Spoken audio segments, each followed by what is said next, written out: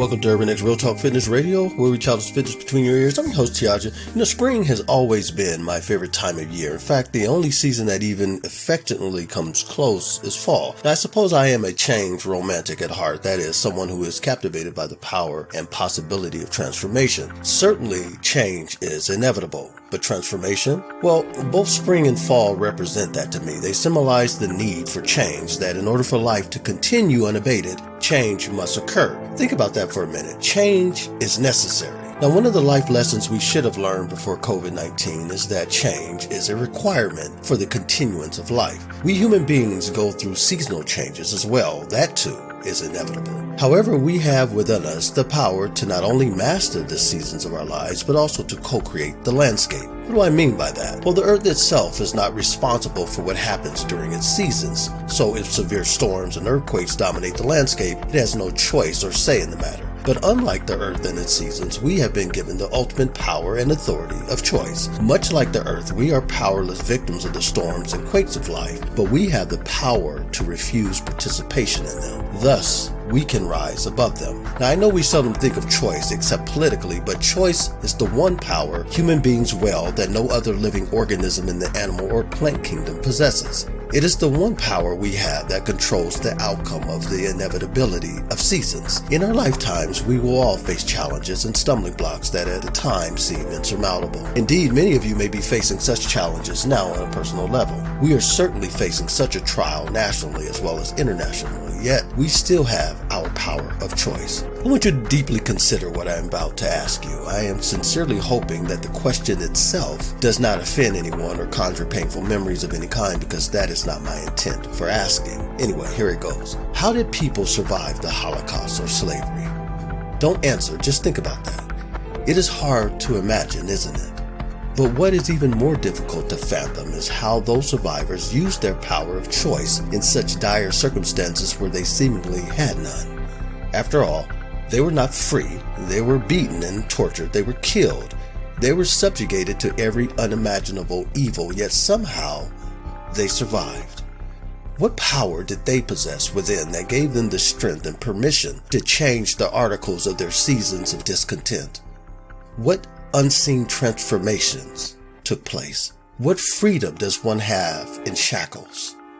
While imprisoned for denouncing the domestic slave trade, William Lloyd Gates wrote the following: "High walls and huge the body may confine, and iron gates obstruct the prisoner's gauge, and massive bolts may baffle his design. And vigilant keepers watch his devious ways, but scorns the immortal mind such base control. No change can bind it, and no cell enclose. Swifter than light it flies from pole to pole, and in a flash from earth to heaven it goes. It leaps from mount to mount, from vow to vow. It wanders plucking honey, fruits, and flowers. It visits homes to hear the fireside tale, and in sweet converse pass the joyous hours. 'Tis up before the sun roaming afar, and in its watches wearies every star." Now, if I could get you to see and understand how powerful you are, you would not wait for anyone else's permission to live out your dreams, nor to make the necessary choices to walk boldly into your destiny. But somewhere between K through 12, you were taught through implication that you were born with fixed abilities, and that those who achieve at the highest levels do so because of their genetics or some mysterious gifts. You were told that our brains are fixed and that you simply do not have the aptitude for certain topics and abilities. Well, such false self-impressions are omnipresent and negatively impact all aspects of our everyday lives. However, when we let go of the idea that our brains are fixed and we stop believing that our genetics determine our lives or pathways, and learn that our brains are incredibly adaptable, we move to a higher bracket of progress. Why? Because only then do we begin to realize the power of choice, the inherent knowledge that every time we make a decision, our brains change and reorganize our lives. But remember, even indecision is a decision. And even when we patently choose to do nothing, it is registered in the brain and every cell as a choice. In these unprecedented, uncertain times, one narrative rings true, and that is, you still have the power of choice, which is to say, you have the power to not only choose how you act, but react to all that is going on. And I'm not talking about donning a mask or social distancing or virtual communication. I am much more interested in how we treat one another. That if COVID-19 has instilled anything, it has taught us empathy. I keep hearing a similar refrain that we are all in this together. Still, I do not see the togetherness, particularly on social media. That too is a choice. We are choosing to remain separate and in many instances apathetic. Now, don't get me wrong, I can clearly see all the good that is being done as well. I even applaud many of the corporations who are giving back in a major way during this crisis. I see the organizational outreach, but here's my issue. I just don't see enough mindfulness, compassion, or gratitude. Our brains are not wired or fixed for those either. Each is a choice, a decision to move and experience life on an alternate path. Life as we understand it is only available in the here and now, yet we spend most of our lives building something at the expense of tearing everything else down, like people. Too often we destroy people in the name of success and personal achievement. But why? COVID-19 slowly showed up on our fear radar in December of 2019, and by January 10th, 2020, fear had changed to panic. An alarm pushed our brains into a state of self-preservation, and with that came a new level of distrust, complete with a new vocabulary. So we quickly gave up our power of choice behind the fragile security of locked doors and masks, and the future was no longer something we looked forward to, but dreaded.